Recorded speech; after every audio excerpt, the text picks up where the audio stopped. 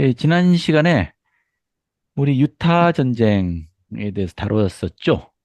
유타 전쟁 결과로 미 육군이 한동안 그러니까 유타주에 주둔을 했었잖아요. 솔레이크시티 남서쪽 한 60, 70km 정도 떨어진 곳에. 근데 불과 3년 만에 철수해 버려요.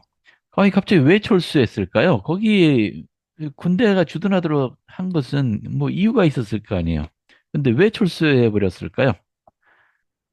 남북전쟁 참여시키려고. 그렇죠. 미국에 전쟁이 터졌습니다. 전쟁이 터졌어요. 그러니까 그게 1861년입니다. 우리 잠깐 시간표를 좀 보면은 그 1861년 4월 12일 날 썸터, 이 포트는 요새란 뜻이고요. 썸터 요새에서 발포로 미국 전쟁이 시작됩니다. 우리는 남북 전쟁, 남쪽과 북쪽이 살았으니까 남북 전쟁이라고 하는데 원래 영어로는 미국 내전이죠. 시빌워라고 해서 내전이라고 부릅니다. 이게 약 4년 동안, 약이 아니고 정확하게 4년 동안이네요. 1865년 4월 전쟁이 종식될 때까지 무자비한 희생자를 낸 아주 끔찍한 전쟁이 벌어집니다. 1861년에 에브라, 에이브라함 링컨이 미국, 미합중국 대통령으로 당선됐습니다. 그러자 남부의 여러 주가 합중국에서 탈퇴를 했대요. 왜냐하면 이 공화당은 철저한 노예 반대주의를 주장하면서 창당이 됐잖아요. 그리고서 불과 몇 년 안 돼서 이제 대통령이 당선이 됐습니다. 그러자 이제 남부주들은 그 반노예 법안을 서명할 것이 걱정이 됐어요. 그래서 우린 미국 안 하겠다 하고 탈퇴한 겁니다. 연방에서.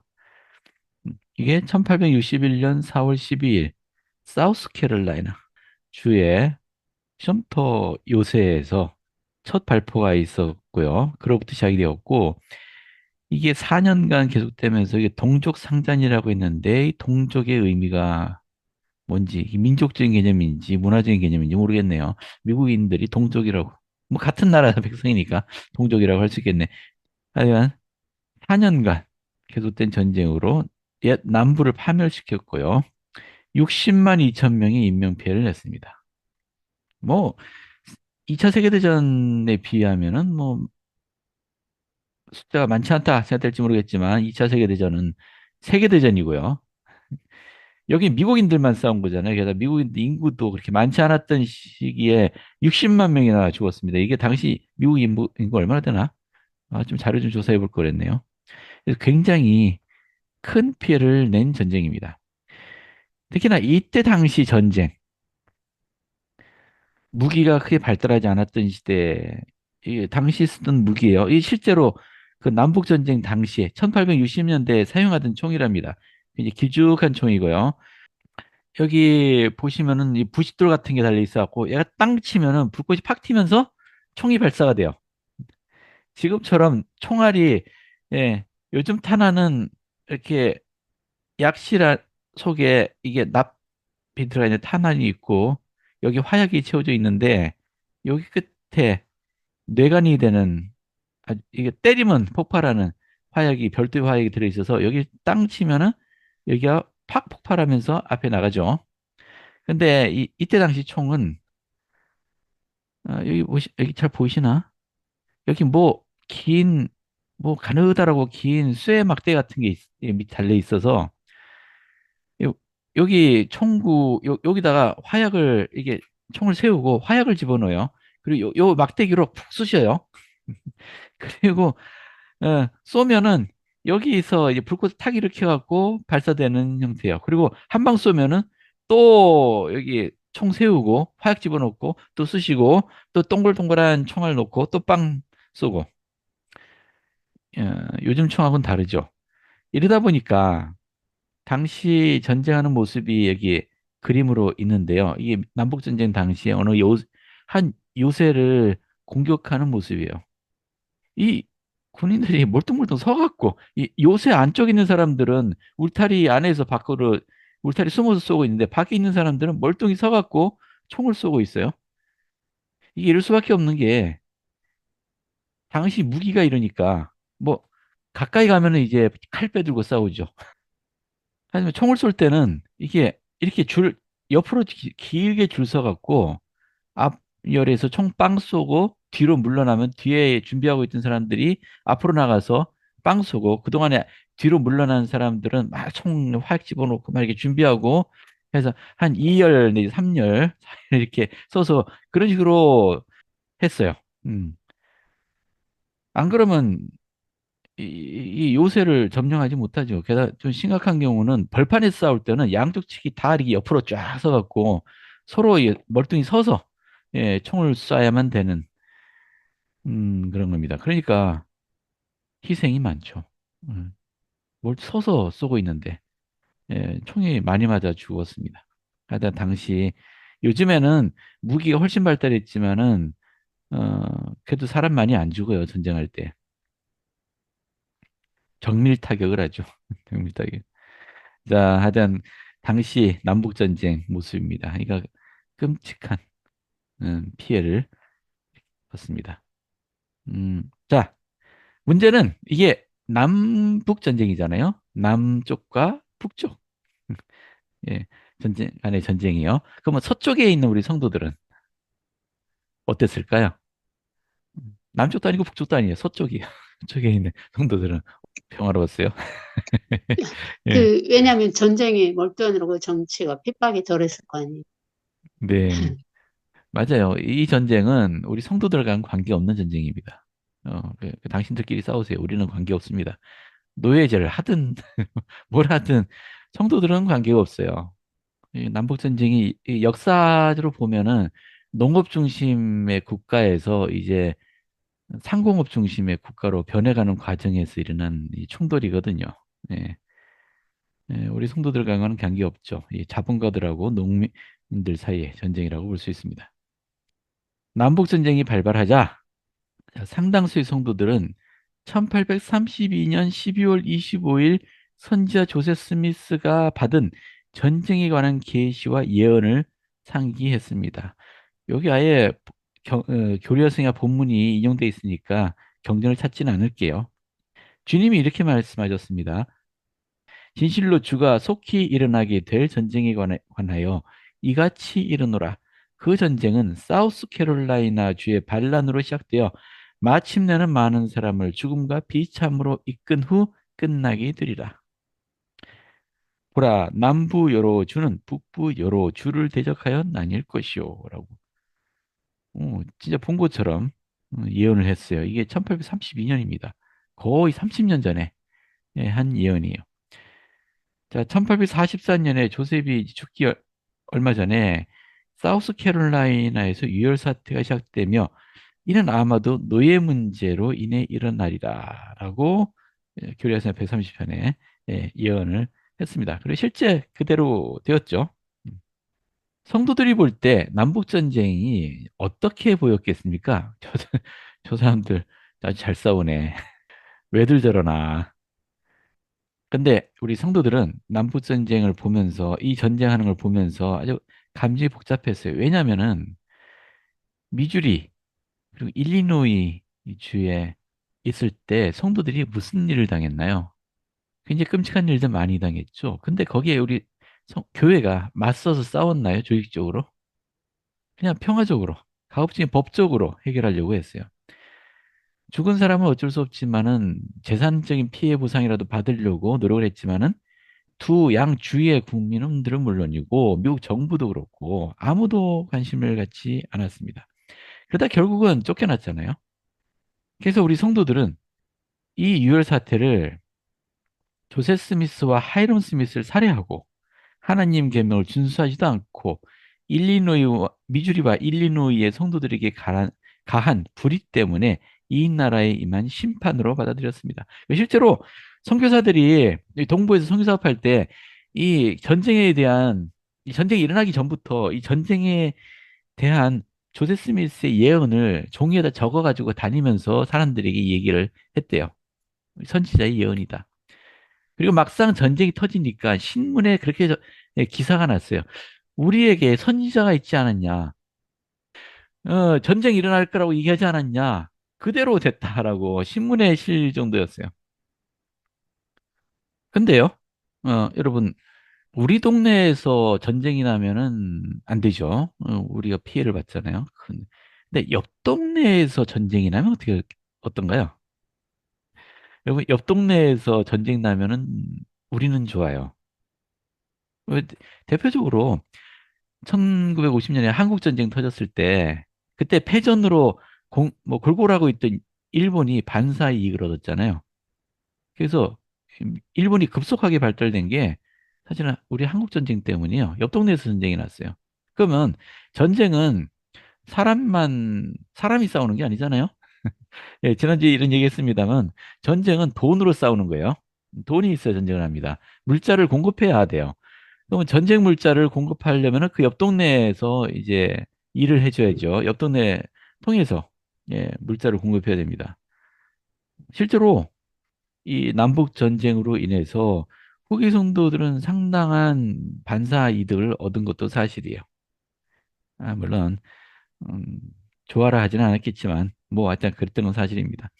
여기 존 테일러 회장님이 이 전쟁이 터지자 하신 말씀이에요. 우리는 정당한 사유도 없이 무고하게 이 도시에서 저 도시로, 이 주에서 저 주로 쫓겨다녔습니다. 우리는 소위 문명세계로부터 추방되어 황량한 사망에 가정이라는 울타리를 쳐야 했습니다.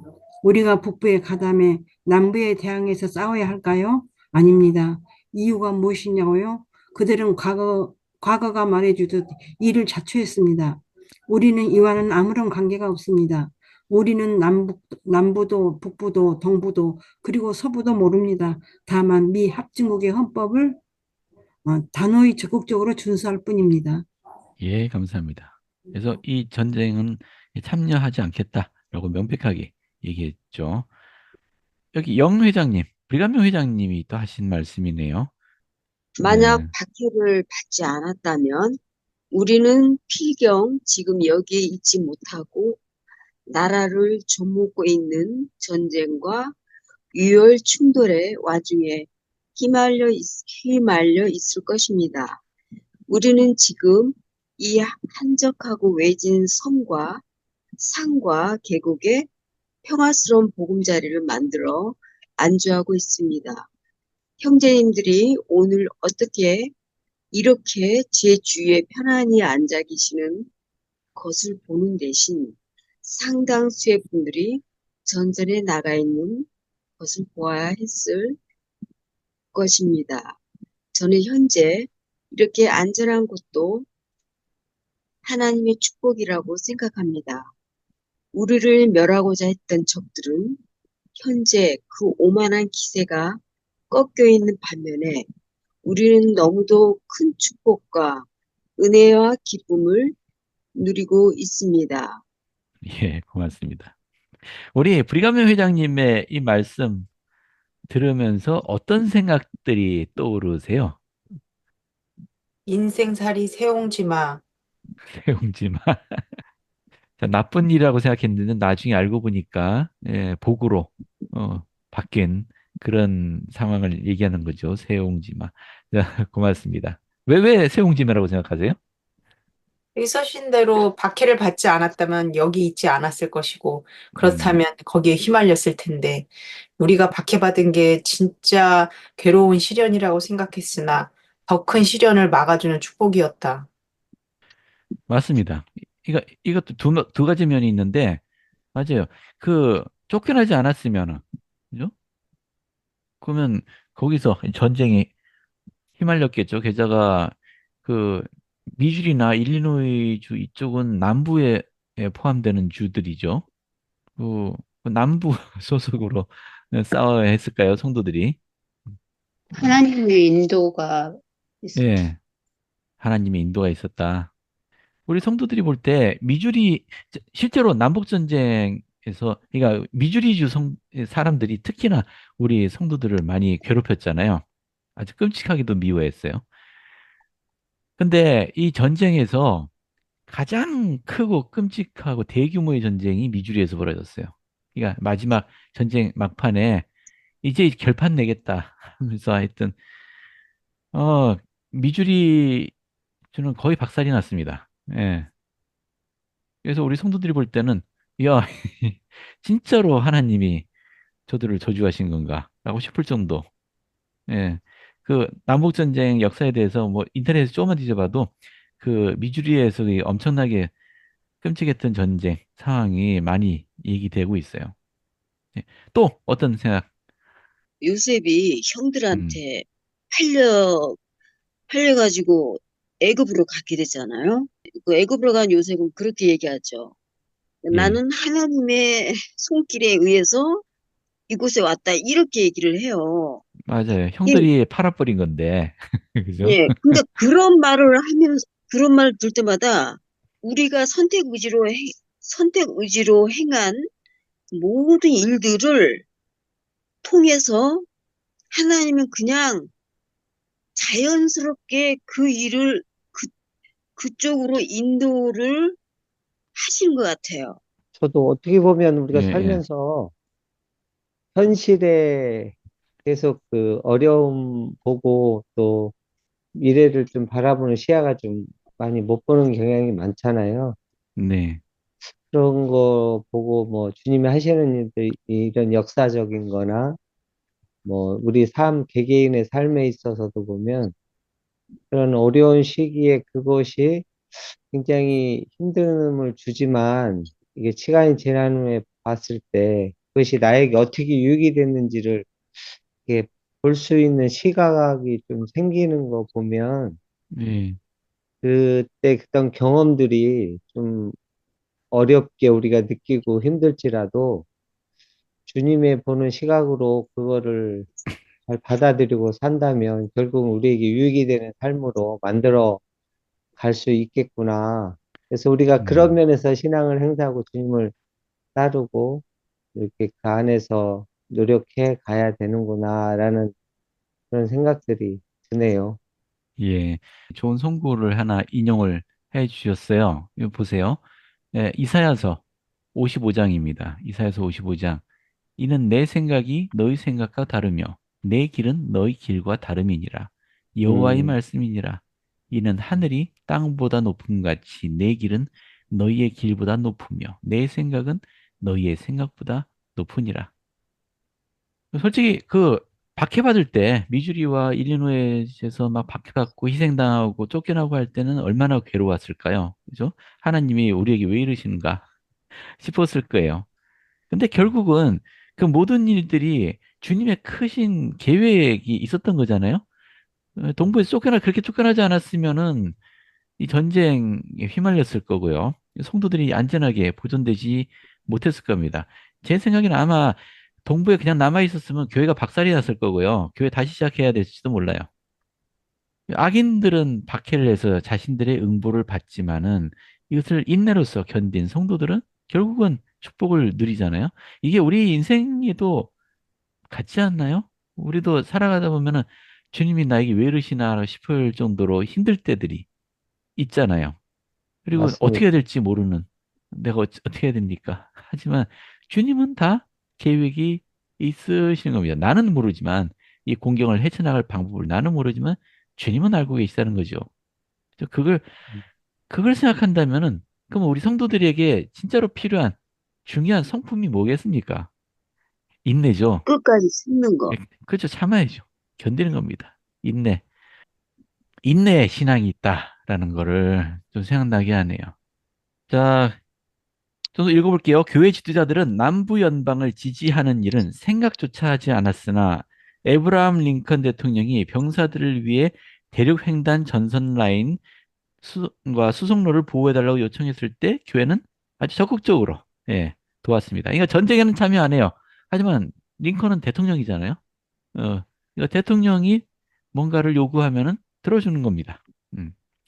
그래도 대통령이 우리 성도들한테 전쟁에 참여해라고는 감히 말 못하죠. 그런 말 못합니다. 예. 그 전쟁세를 좀 걷겠다 하니까 기꺼이 납부했고요. 뭐 하여튼간 충실하게 예, 대통령, 왕과 대통령, 장관에게 순종한다. 예, 실제로 그렇게 보세요. 그 이 동부에 있는 사람들 우리 몰몬들은 반역을 꾀하고 있다. 모반자들이다. 뭐 이렇게 주장을 했잖아요. 그래서 군대까지 보냈던 거 아닙니까? 항상 우리 후기 성도들은 그 미국 정부에 대한 반역 또는 모반 여기 의심을 받아왔었어요. 근데 반역, 모반이라는 게 뭘 얘기하는 건가요? 이- 미국을 버리고 그 외세와 결탁해서 자기들의 나라를 세운다라는 의미 아니에요.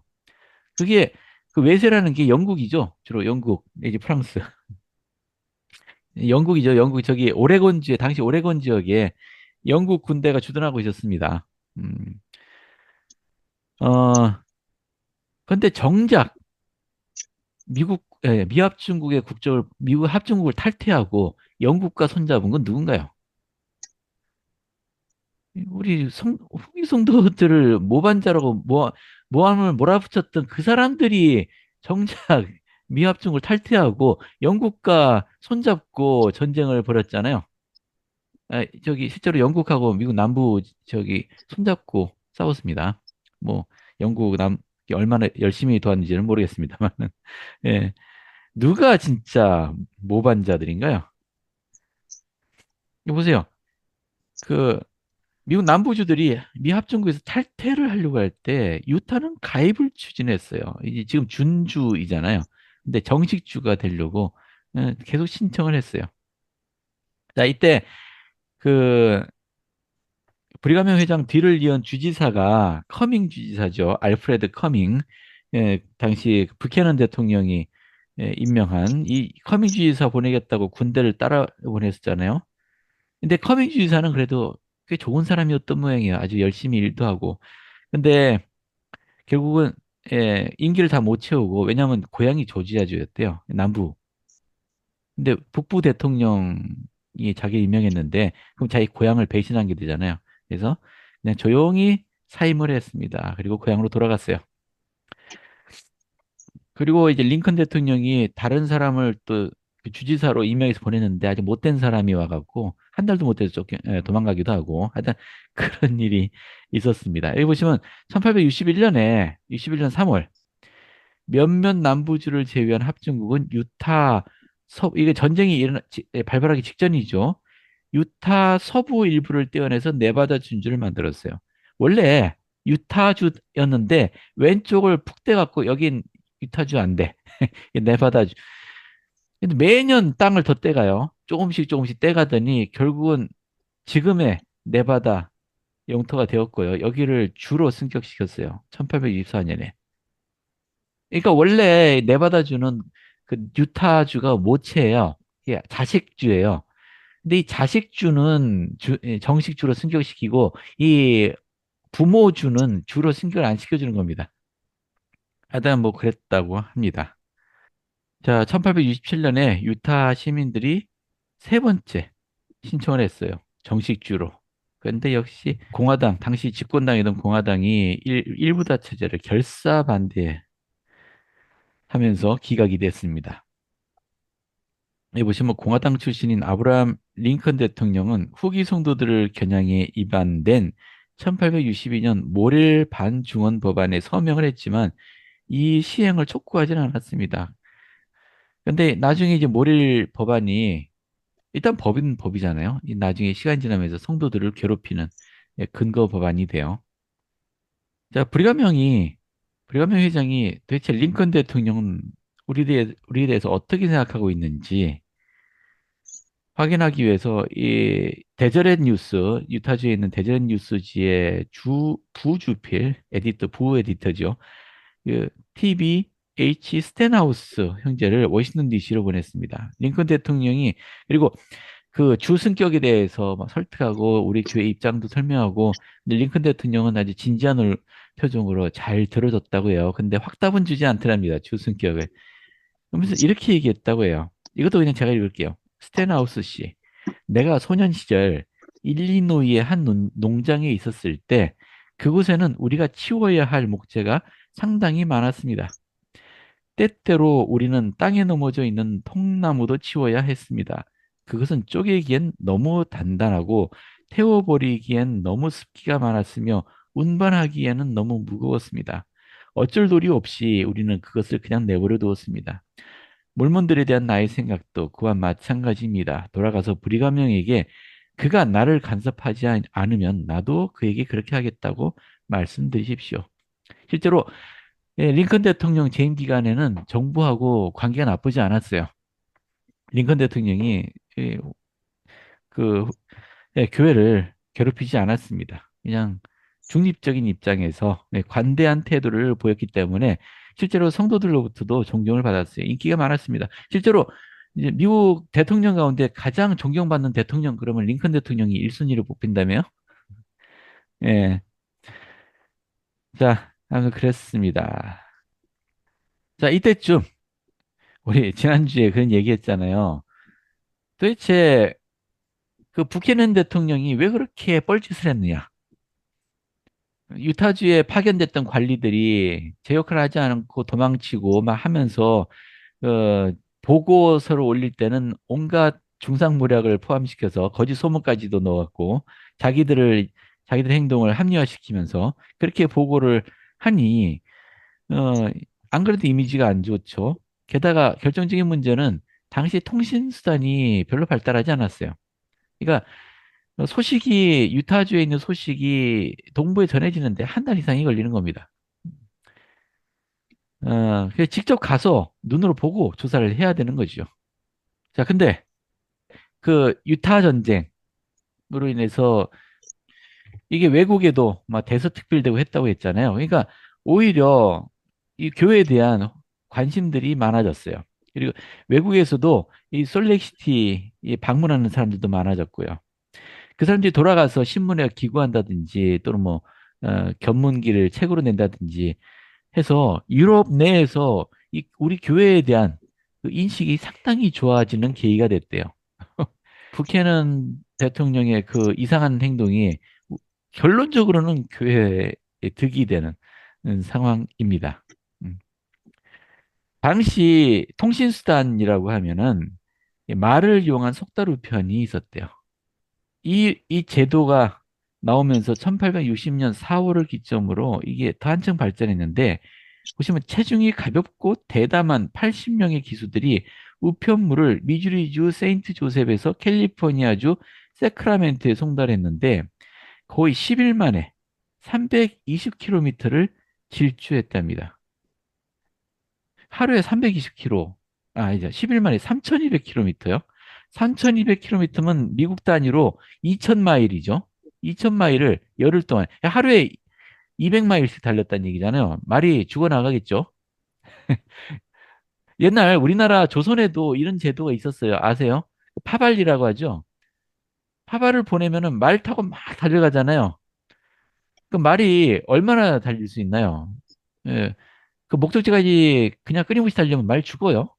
그러니까 중간에 역참 마을들이 있어갖고 거기에 말들을 이제 키우고 있죠. 막 그럼 거기에 이 파발이 도착하면은 지친 말을 거기다 놔두고 생생한 말을 받아서 또 달리죠. 이때 사용한 게 뭔가요? 내가 정부에서 공식적으로 임명된 파발이다. 를 증명해야 되잖아요. 그 말 내놔라. 그죠? 마패. 마패. 여기 마패는 그 암행어사만 쓴 게 아니에요. 암행어사. 예. 그 거기 마패에 말이 몇 마리 그려져 있느냐로 그 신분을 또 나타낼 수는 있죠. 여기 이 당시에 우편 속달도 그렇게 했어요. 보시면은 그 320여 개의 정거장이 있었답니다. 대략 16km, 즉 10마일마다 정거장, 역참 마을이 있어갖고 여기서 말을 바꿔 탔답니다. 그러니까 달리고 바꾸고 달리고 바꾸고. 자, 이렇게 이 속달 우편 전달 도로가 유타를 통과했답니다. 음. 자, 이 제도가 18개월간 존재했대요.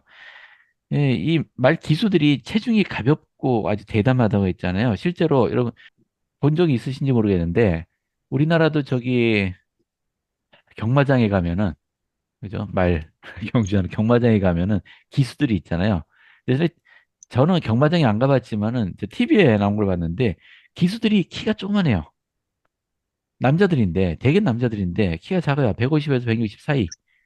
몸무게도 굉장히 가벼워요. 예. 나 같은 사람이 말 타고 달리면 말이 못 달리겠죠. 저는 이제 90kg입니다. 제 몸무게 절반은 돼야 말이 달릴 수 있습니다. 예. 하여튼 그런 사람들이 이 일을 했답니다. 자, 근데 18개월밖에 왜 이 사업이 유지되지 않았느냐? 왜냐하면 전신이 개발이 됐어요. 대륙횡단 전신 라인이. 이 전신이 1830년경에 32년인가? 그 모르스라는 사람, 이름은 생각 안 납니다. 성이 모르스예요. 모르스라는 사람이 전신을 개발해요. 이거 본 적 있으시죠? 이런 거. 이게 전신에 쓰는 겁니다. 우리나라에서도 옛날에 이거 썼죠. 제 연령 또래 이상 되신 분들은 이거 다 기억하시죠? 전보. 전보가 이 전신이잖아요. 우체국마다 그래서 높은 안테나가 있고 이걸 전신을 삐빅 치면은 음성이 가는 게 아니고 삐삐삐 그러니까 전파가 갔다 안 갔다 갔다 안 갔다 이거를 짧은 신호 긴 신호 이게 삐삐 하면은 A이고 삐삐삐 하면 B고 뭐 이런 식으로 그 기억나요? 옛날에 저도 우체국 가서 전보 보내면은 전보 보내고 싶어요 그러면 전보 용지를 하나 주죠. 여기다가 주소 적고 이름 적고 받는 사람 주소 적고 이름 적고 그리고 메시지를 적죠. 그건 거기 적혀 있어요. 몇 자까지는 기본 요금인데 그 넘어가면은 몇 자당 얼마씩 추가가 돼요. 그리고 그걸 작성해서 주면은 돈 받고 이제 보내주는데 즉시 가죠. 왜냐면 이 전신으로 삐삐삐삐 치는 거예요. 이걸 따닥따닥따 쳐서 보내면은 그쪽 도착하는 마을에 있는 우체국에서 받죠. 그럼 그것도 그 소리 듣고 그 전신하는 사람이 이 말씀 적습니다. 주소랑 이렇게 다 들어가 있으니까 받아 적어요. 그리고 그 종이를 딱 접어갖고 이제 그 집으로 가죠. 그래서 전보 왔어요. 누구시 계세요?라고 물어보죠. 근데 전보는 편지는 그냥 집에다 전달만 하면 되는데 이 전보는 아니에요. 사람에게 전달해야 돼요. 그래서 집에 가서 부르는데 대답하는 사람이 없어. 그러면 옆집 사람이 아, 그지? 저 운동회 갔어. 학교에 갔어. 그러면은 학교로 찾아가죠. 운동회 하고 있는데 큰 소리로 누구시 전보 왔어요. 라고 예, 하죠. 예, 아주 재밌는 추억입니다. 하여튼 이게 시작된 게 미국에서도 1860년, 61년에 이게 시작이 됐답니다. 이게 전신주, 이게 전신주라고 하는 거예요. 전신을 보내는 기둥이에요. 여기다 전신 보내는 이 전선을 쭉 연결해 갖고 보내는데 지금 우리는 그냥 전신이 아니고 그냥 전기를 보내는 전선을 예, 전봇대라고 하죠. 전신주로. 예, 원래 이 전봇대가 전신주였어요. 전신을 보내는 위한 시설. 자, 이 전신 라인이 1861년에 완성이 되었고요. 자, 이 이후로 이제 말을 이용한 우편 속달이 필요 없어졌죠. 곧바로 실시간으로 보낼 수 있으니까요. 자, 이후로는 메시지가 지체 없이 미합 중국 중심지로 전달될 수 있었고요.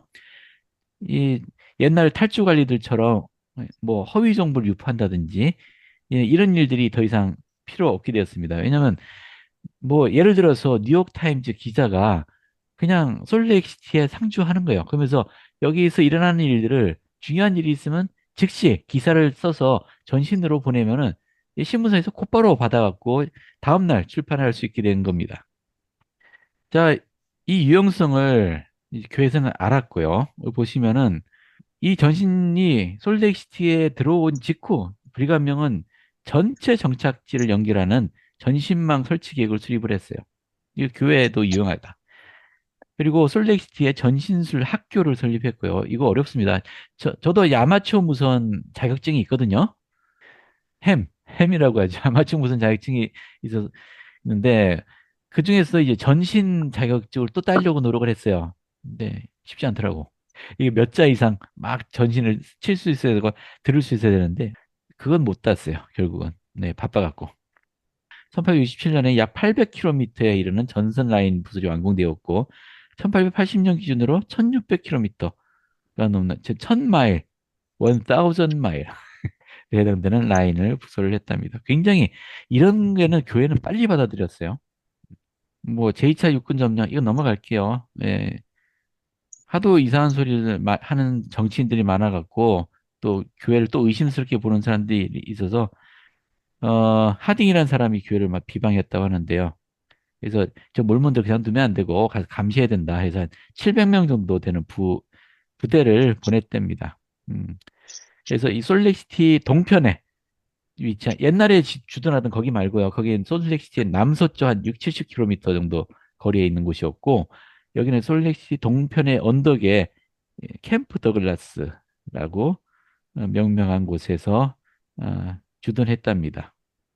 그리고 1862년 10월에부터 시작해서 남북전쟁이 종료되기까지 주둔했다. 근데 이 부대가 그냥 교회 감시하기 위해 보낸 부대지만 놀고 먹고만 할 수는 없잖아요. 그러니까 이때 이 지휘관이 보시면은 코너 장군이에요.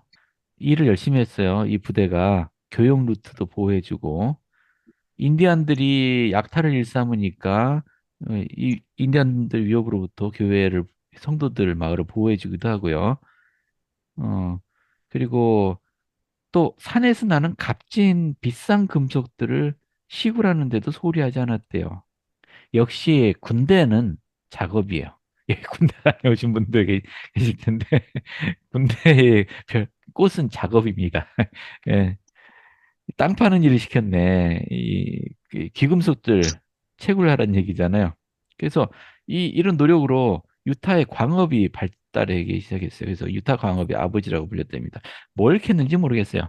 근데 유타 거기에 로키 산맥에 금이나 은 뭐 이런 금속들, 구리, 철 이런 것들도 꽤 많이 있나 봐요. 그래서 이런 것들을 캤다. 뭐 이런 얘기. 자, 이 전쟁 이 와중에 이제 교회는 슬픈 사건들도 겪었습니다. 두 사건이에요. 하나 유타주에서 있었던 모리시트 사건이라는 거하고 하와이에 있었던 사건이 있어요. 자, 요, 요 두 사건을 여러분 보시면서 또 여러분들이 뭘 배우게 되는지, 어떤 생각이 드는지 좀 이야기 나누고 싶어요. 첫 번째, 1862년 여름에 모리시트 전투라는 게 벌어졌어요. 이게 외부인과 전투가 아니고 우리 선조들 간의 전투예요. 무슨 일이 있었냐면은 모리시트라는 것은 영국 출신의 개종자였던 조셉 모리스, 이 모리스주의자라는 뜻이죠. 모리시트는 모리스인들, 모리스가 이끄는 배도 그룹이에요. 이들은 솔렉 북쪽 56km 지점에 킹턴 포트로 알려진 사우스 웨브에 정착지를 세웠습니다. 그리고 1857년에 이 모리스가 자신이 주님의 선지자여 선견자라 요 계시자라고 주장을 했습니다. 그리고 이곳에 있는 몇몇 외부 감독, 일부 회중들 같이 추종자들을 만들었어요. 이, 심, 이 점점 심각해지자 1861년 2월에 영 회장이 존 테일러 사도와 윌포드 우드롭 사도를 여기로 보내서 실사를 하게 했습니다. 그런데 가관이었어요. 브리감명은 선지자가 아니다라고 주장하고 조세 모리스야말로 진정한 선지자라고 그거 감독이 주장하는 겁니다. 그래서 이 감독을 포함한 16명의 회원을 파문시켰어요. 생각을 돌이키지 않으면 어쩔 수 없죠. 파문해야지. 우리 교회와는 이제 관계없는 사람이 되는 거예요. 이 모리스 추종자들은 전 재산을 공동기금에 헌납하고 모리스가 받은 계시대로 나와 있는 대로 곧 임박할 그리스도 재림을 기다렸습니다. 하지만 62년 초에도 예언한 대로 재림이 안 이루어지자 이 안에서 이제 분열이 일어났어요. 그러자 이 반대자들을 이 모리스가 툭 감옥에 가두었습니다. 그래서 이 갇힌 사람들의 아내가 이 교회에다가 이 일을 알렸어요. 예, 게다가 당국에 교회가 아니고 그 정부 당국에. 그러니까 당시 키니 법원장, 이 키니 법원장 굉장히 좋은 사람이에요. 예, 이 사람들이 죄수를 석방해라. 그리고 모리스와 그 주요 인사들을 체포해라라고 영장을 발부했어요. 근데 모리스가 따르지 않았습니다. 그러자 주지사에게 영장을 집행하기 위해서 민병대를 소환해야 되겠다라고 법원장이 얘기를 했고요. 그래서 마침내 250명의 군대가 이곳으로 갔습니다. 그러자 이 모리시트인들이 문을 걸어 잠그고 요새 문을 걸어 잠그고 저항을 시작했죠. 3일 동안 포위 공격을 했고요. 3일치 되던 날 100기가 올라왔습니다. 그래서 30명의 민병대가 요새로 진입을 했습니다. 무조건 항복을 해야 된다. 무조건 항복해라. 다른 거 없다. 라고 진입을 했는데 이 모리스가 말하기를 이 자기 추종자들에게 말하기를 나와 나의 하나님을 지지하는 사람은 살아서나 죽어서나 나를 따르십시오라고 외쳤습니다. 그러자 사람들이 총을 들고 또 덤비기 시작했고 결국은 다 사살할 수밖에 없었습니다.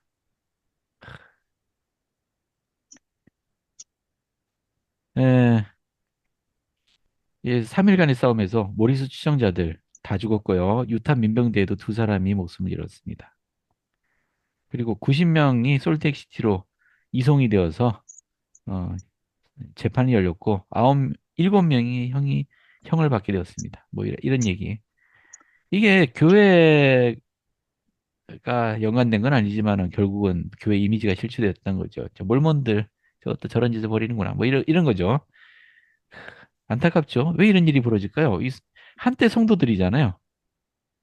자, 또 다른 사건은 하와이에서 일어납니다. 참, 이건 또 어이가 없네. 월터 머레이 깁슨, 야, 깁슨이라고 할게 그냥. 깁슨 이런 사람은 이 다른 나라, 외국 여러 나라를 떠돌면서 이제 일을 했던 사람이에요. 이 사람은 꿈이 있었습니다. 태평양 제도의 어느 한 섬에 자기네 왕국을 세우고 싶어 했어요. 근데 저기 미국에 워싱턴 DC에 있을 때 솔레이크시티에 왔어요. 이 교회에 관심을 갖고 여기 재밌다. 예, 브리가메 회장도 만났어요. 아마 보니 그 브리가메 회장에게 우리 성도들이 동인도 제도로 이주해야 된다라고 주장을 했습니다. 브리가메 회장은 뭐 그 말 동의할 리가 없죠. 근데 가만히 얘기 들어보니까 사람이 재치가 있고 말도 잘하고 만약 마음만 딱 먹는다면 일 잘할 것 같이 보였나 봐요. 아, 그랬다고 해요. 예, 성도들 책에 있어요. 우리 이 교재가 아니고 성도들 책에 이렇게 설명하고 있습니다. 그래서 미국 동부에 선교사로 보냈더니 일 꽤 잘했어요. 요령 있게. 그래서 이번에는 하와이로 보냈습니다. 1861년 여름에 하와이에 깁슨이 도착하자 자신의 임무 이상으로 봉사활동을 했답니다. 그곳에 토착적인 전통과 복음의 가르침을 잘 조화시킴으로써 하와이 성도들의 지지를 얻었습니다. 어, 다른 선교사들은 다 유타 전쟁 기간 동안에 본국으로 소환됐기 때문에 깁슨만 남아 있었어요. 그래서 깁슨이 하와이 성도들의 지도자 임무도 맡게 되었습니다. 근데 그는 스스로 태평양 제도 및 하와이 섬 교회의 최고 회장이라고 선포하고 하와이 회원들이 자신에게 모든 재산을 이양하도록 설득했습니다. 12사도를 성임을 했어요. 그리고 그 직분의 대가로 150달러씩 받았고요. 대제사 70인 장로 같은 직분에도 차등해서 돈을 받았어요. 또 대감독, 소감독 직분도 뒀고요. 교회 예배를 상당히 화려한 격식으로 집행을 했고 의식복까지 착용한 채 자신의 면전에서 회원들이 몸을 굽혀 기도록 했습니다. 이게 뭔가요? 이런 게. 자, 우리 교회에서 쓰는 용어가 있어요. 이 깁슨과 같은 행동을 하는 이런 사람들을 일컬어서 뭘 행한다라고 하죠? 우리 물문경에 나와요. 사제술이요? 그렇죠. 사제술. 프리스트 크래프트라고 하죠. 사제술이라고 합니다. 물문경에 대표적인 사람이 있죠? 누군가요? 니허요. 니허가 말씀을 가르치면서 돈을 받았죠. 예, 똑같은 짓을 했어요.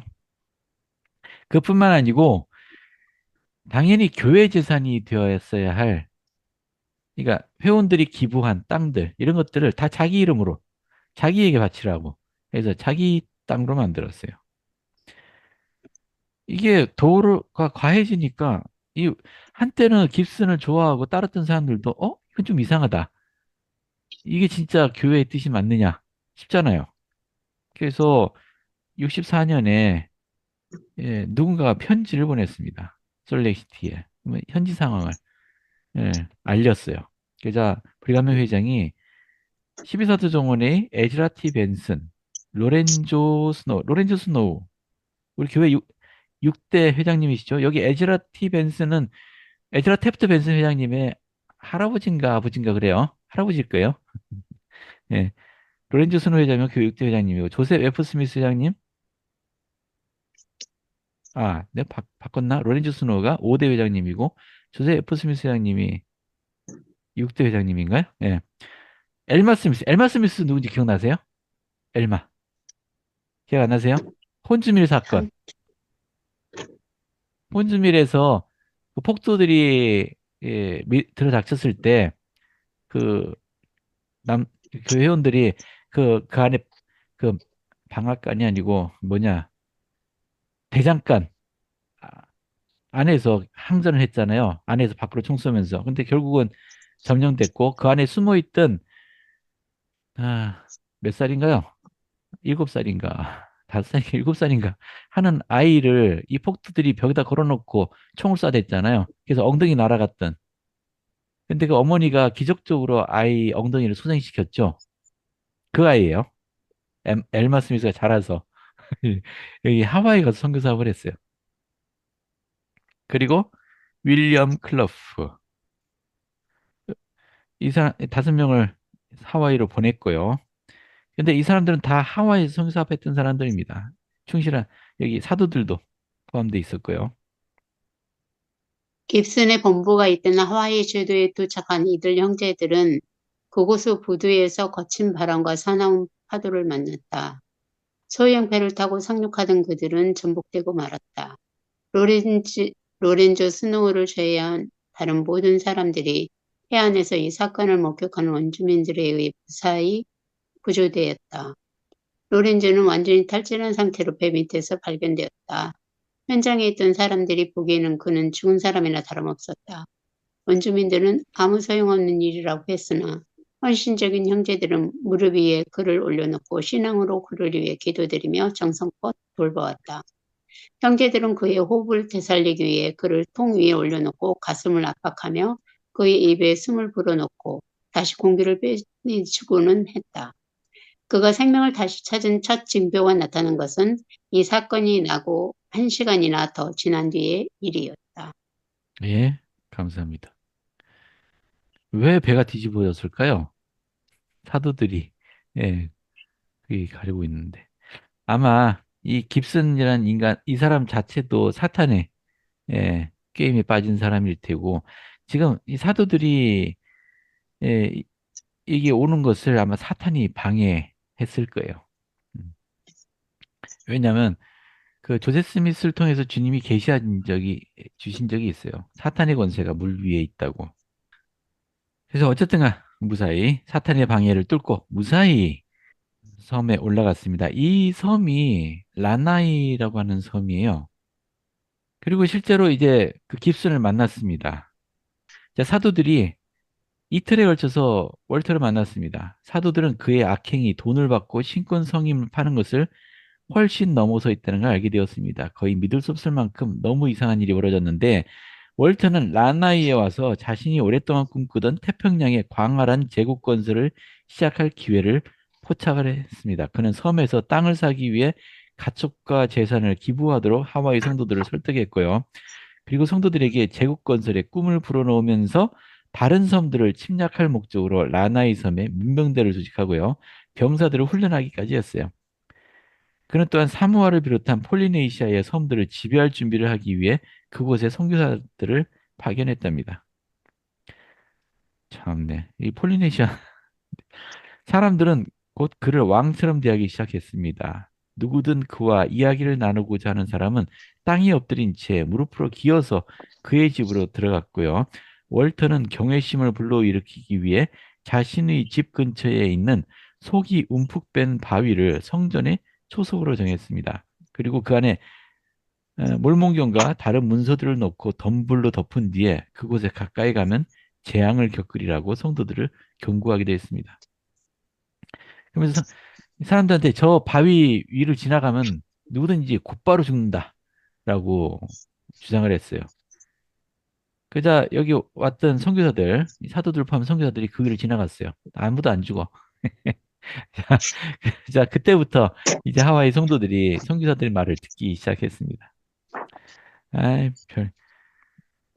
아, 당연히 월터는 교회에서 파문됐고요. 거의 맹렬히 추종하는 사람들 포함해서. 그리고 어떻게 해서든지 그 성도들이 기부한 이 땅들을 돌려받으려 노력을 했지만 돌려줍니까? 합법적으로 일단 받은 건데. 이게 하와이 제도예요. 하와이 제도인데, 어디 갔어? 라나이. 요게 라나이 섬이에요. 지금도 이 섬 전체가 사유지로 되어 있대요.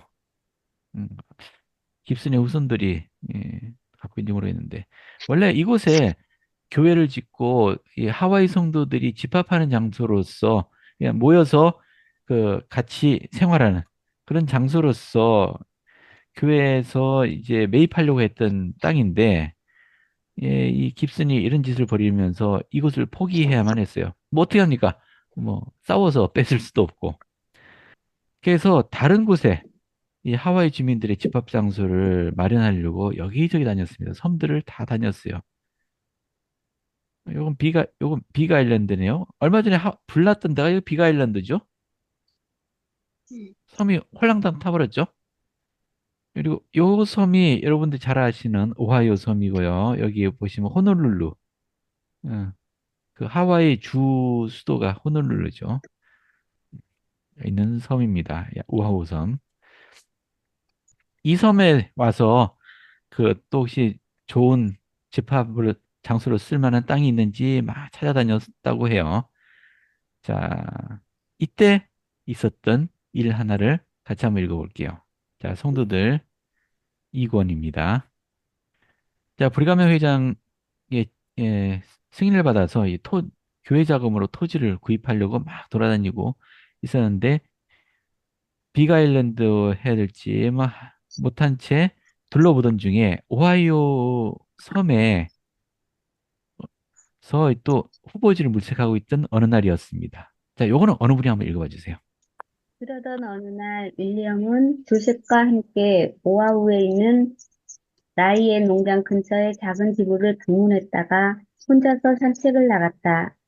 오아후섬 북동쪽 비슬개는 키가 큰 나무들이 우거진 산들이 이어져 있었고, 라이의 농장은 이 산맥의 아래에 있는 735만여 평의 땅에 자리했다. 라나이의 정착촌과 달리 라이에는 물을 구하기가 쉬운 곳이었다. 윌리엄은 울적하기도 하고 조금 외롭기도 한 마음에 옆에 있던 숲으로 가서 무릎을 꿇고 기도를 드렸다. 그는 여전히 울적한 마음을 떨치지 못한 채 자리에서 일어서다가 토지와 덤불 숲을 지나는 길 하나를 발견하게 되었다. 얼마쯤 그 길을 따라가던 끝에 윌리엄은 놀랍게도 부리검령이 이 길을 걸어 올라오는 모습을 시연으로 보았다. 윌리엄은 마치 부리검이 정말로 거기 있는 것처럼 인사를 나눈 뒤 그와 함께 풀밭에 앉았다. 부리검은 이곳의 농장과 기름진 땅, 푸른 산들과 해변에 잔잔하게 부서지는 파도의 아름다움을 칭찬했다. 그리고 마지막으로 그는 이렇게 말했다. 이보다 더 마음에 드는 곳은 없을 겁니다. 윌리엄 형제님, 이곳이 바로 우리가 하와이 선교부의 본부로서 확보하고 싶은 땅입니다. 브리검이 이 말을 마치자 윌리엄은 혼자 남게 되었고 정의와 놀라움으로 가득 찼다. 그는 하와이 성도들이 집합할 훌륭한 장소를 찾았다는 확신이 들었다. 예, 감사합니다. 혹시 여기가 어딘지 아세요? 여러분, 여기 하와이 오아후 섬이고요. 이 섬 북동쪽에 여기가 라이에 지역이에요. 라이에 지역. 아시죠? 여기 하와이 성전 있는 거. 하와이 성전. 그리고 여기 브리가명 유니버시티로 돼 있죠. 하와이 캠퍼스가 있고, 그 옆에 폴리네이션 문화센터, PCC라고 하죠. 지금 지도 한가운데, 예, 성전, 우리 교회 성전이 지어져 있습니다. 실제로 성전에서 내려다보면 브리가명 회장을 시연으로 봤다고 하는 그 모습이 진짜로 펼쳐져 있어요. 성전 앞으로 쭉 가면 저쪽에 바다가 보이고요. 음, 아름다운 곳이죠. 그래서 이곳의 땅을 교회에서 매입하기 시작을 했고 지금에 이르고 있습니다. 예, 우리 폴리나이시아 그 성도들의 뭐라고 해야 되나요? 위해서 대학까지 짓고 어떻게 보면 오히려 깁스가 이런 일을 안 벌였으면은 라나이 섬에 아마 집합 장소로 생각했을 텐데 그보다 훨씬 좋고 아름다운 곳을 그래서 자리 잡게 됐잖아요. 오히려 이것도 전화위복이라고 할 수 있을까요? 그래도 슬픈 사건 두 개를 다루었습니다. 아까 모리시트 사건 그리고 하와이에서의 깁스 사건 둘 다 우리 성도들이 그런 거짓된 말, 주장 이런 것에 다 귀를 기울이고 속았던 거 아니에요. 특히 모리시트 사건은 상당한 희생이 있었어요. 전투까지 벌어졌고. 자기들이 옳은 선택을 했다고 생각했을 거 아니에요. 이 사람들도. 근데 우리가 볼 때는 속았죠. 속임을 당한 겁니다. 분명히 사탄에게. 이런 일이 우리에게도 일어나지 말란 법이 있나요? 우리는 어떻게 하면 속지 않을 수 있을까요? 항상 성신의 인도자로 삼아야 되는데, 그렇지만 항상 음, 정신 차리고 성신의 인도를 받기 위해서 매일 노력해야죠. 저도 뭐 비슷한 말씀인데 깨어 있으라고 네. 하신 말씀이 기억이 나는데 우리가 살다 보면 사실 우리 생각이 생업에 너무 집중하다 보다 보면 이제 좀 소홀하게 되는 경우가 생기고 음. 그래서 그런 경우에 우리가 잘 자기 자신을 정립하지 않으면 또 그런 쪽으로 조금 빠져서 우리가 갈 수 있는 여지가 저는 많다고 생각을 하거든요. 생각하면 여러분은 영을 잘 구분할 수 있나요? 거짓 영과 이제 하나님의 영을?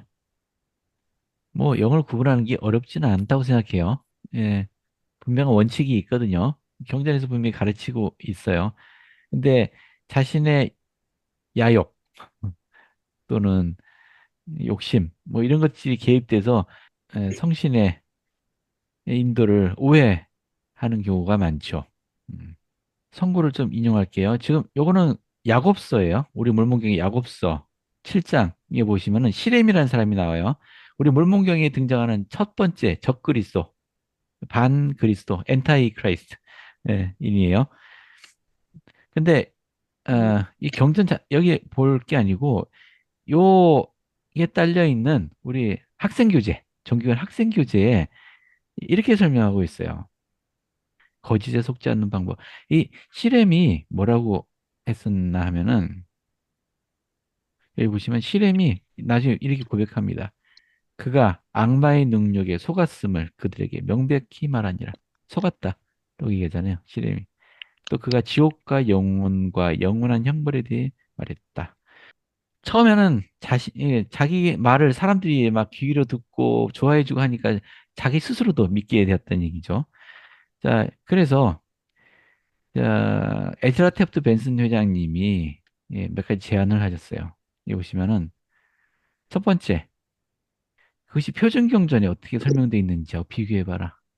자, 두 번째, 후기에 교회를 이끄는 선지자들, 살아계신 선지자께서 뭐라고 말씀하셨는지를 찾아봐라. 세 번째, 마지막으로는 곧 성신께 질문을 해봐라. 라고 말씀하셨어요. 이 질문은 하나님과 대화하는 통로가 깨끗하고 고결하며 죄로 어지럽히지 않았을 때만 온전한 효력을 발휘할 수 있습니다. 자, 이게 조건이에요. 아까 성신에 대해서 말씀하셨는데, 성신의 인도를 오해하기 쉬운 게, 이게 자신의 죄, 또 자신의 욕망으로 이 생각이 흐려져 있는 상태에서 성신의 인도를 제대로 이해하지 못하게 되고 속는다는 얘기예요. 그래서 경전과 선지의 말씀, 지금 살아계신 선지의 말씀은 굉장히 중요해요. 그런 의미에서. 왜냐하면 이 계시를 해석을 해주시거든요. 음. 그리고 하나 더 볼게요. 자, 요것은 교류야서약 46편인데요. 교류야서약 46편은 영의 은사에 대해서 설명하고 있는 것입니다. 근데 역시 영의 은사도 속임을 당하기 쉽죠. 그래서 주님이 말씀하십니다. 너희가 속임을 당하지 않도록 조심하라. 그리고 너희가 속지 않도록 어떻게 하라고요? 가장 좋은 은사들을 간절히 구하되 무엇을 위하여 그러한 것이 주어지는지를 항상 기억하라. 자, 일단 주석을 한번 읽어볼까요? 자, 학생교재 설명이에요. 오하이오주 커틀랜드의 교회 회원들 중 일부는 교회 모임에 참석할 때 이상한 행동을 하며 성신의 영감을 받아 그러한 행동을 하는 것이라고 주장했다. 그 말을 믿는 회원들도 있었고, 이런 행동은 하나님에게서 오는 것이 아니라고 여기는 회원들도 있었다. 교리와 성약 46편에 기록되어 있는 계시가 주어지기 하루 전에 선지자 조셉 스미스는 교리와 성약 45편에 기록되어 있는 계시를 받았다. 이 계시에서 주님은 교회 회원에게 그들이 성령을 자기들의 인도자로 삼는다면 속지 않을 수 있다고 일깨워 주셨다. 대적은 성도들을 속여서 하나님의 일과 사람들의 영혼을 멸할 수 있도록 성도들을 속이려 한다. 그의 술책에는 악한 영들이나 악마의 교리나 사람들의 계명을 활용하는 것이 포함된다. 하지만 주님은 우리가 온전히 거룩한 마음으로 행하되 그분 앞에서 올바르게 걸으며 가장 좋은 은사들을 간절히 구한다면 우리가 속지 않을 것이라고 약속해 주셨다. 가장 좋은 은사들이란 성신의 은사를 받은 사람들이 받을 수 있는 영적인 은사들을 말한다. 예, 감사합니다. 속임을 당하지 않도록 조심하라고 하면서 뭐를 하셨어요? 가장 좋은 은사들을 간절히 구해라. 속임을 당하지 않도록 조심하면서 속지 않으려면 어떻게 해야 됩니까? 무엇을 위하여 그러한 것이 주어지는지를 기억해라. 영의 은사들이 왜 존재하는지를 기억하라는 얘기죠. 내가 인기를 얻도록 도와주기 위해서 있나요? 아니면 사람들에게 야, 저 사람 훌륭한 지도자다. 뭐 이렇게 칭찬받도록 하기 위해서 존재하는가요? 그런 게 아니죠. 사람들의 이익을 위해서 존재하는 겁니다. 여기 영의 은사가 주어지는 목적이라고 했죠. 보세요. 나의 모든 계명을 지키는 자들과 또 그같이 행하기를 구하는 자의 유익을 위하여 주어지나니. 자, 자신의 욕망에 써버리려고 표적을 구하지 아니하는 모든 자로 유익을 얻게 하려 함이라. 그러니까 자신의 욕망을 추구하는 사람에게 주어지는 것은 참된 은사가 아니란 얘기입니다. 이걸로 구분할 수 있어요. 그래서 가장 좋은 은사를 받은 자들은 속임을 당하지 않고 구분할 수 있습니다. 다시. 그래서 왜 경전을 읽고 선지자 말씀에 귀 기울이고 성신께 질문하라는 건가요? 결국은 속지 않기 위해서.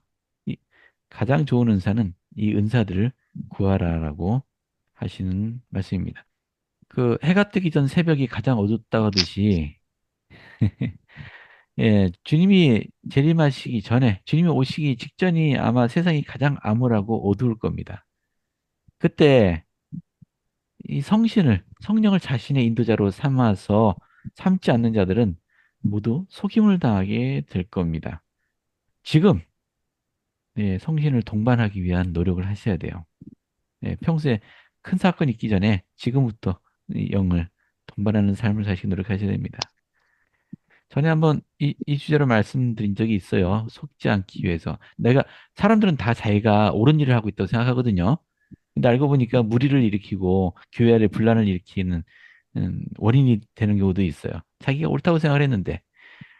그러면 진짜 내가 옳은지 아닌지를 어떻게 판단할 수 있느냐. 사람은 자기 확증 편향이라는 것이 성향이 있어서 모든 사람은 다 자기가 옳다고 생각을 해요. 근데 어떻게 이런 경우도 속지 않을 수 있을까? 그때 한 가지 키를 말씀드린 적이 있어요. 만약에 내 주장으로 인해서 분란이 일어난다든가 다툼이 일어나면은 내가 옳은 일을 한 겁니까?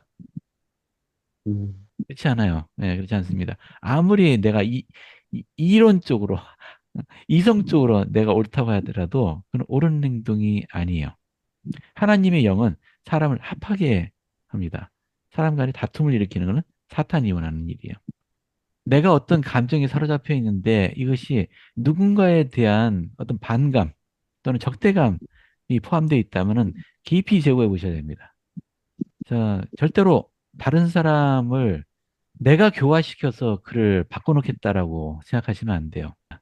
우리는 다른 사람에게 권고할 수 있을 뿐이에요. 권고한다. 영어로 인바이트라고 하죠. 인바이트 할 수 있을 뿐이에요. 강제할 수 없습니다. 그리고 본인이 받아들이지 않으면 깔끔하게 포기하고 그를 계속 사랑으로 대할 준비가 되어 있어야 됩니다. 그게 주님이 방법이에요. 자, 속임을 당하지 않기를 바랍니다. 오늘 여기까지 할까요? 예수 그리스도를 드립니다. 아멘.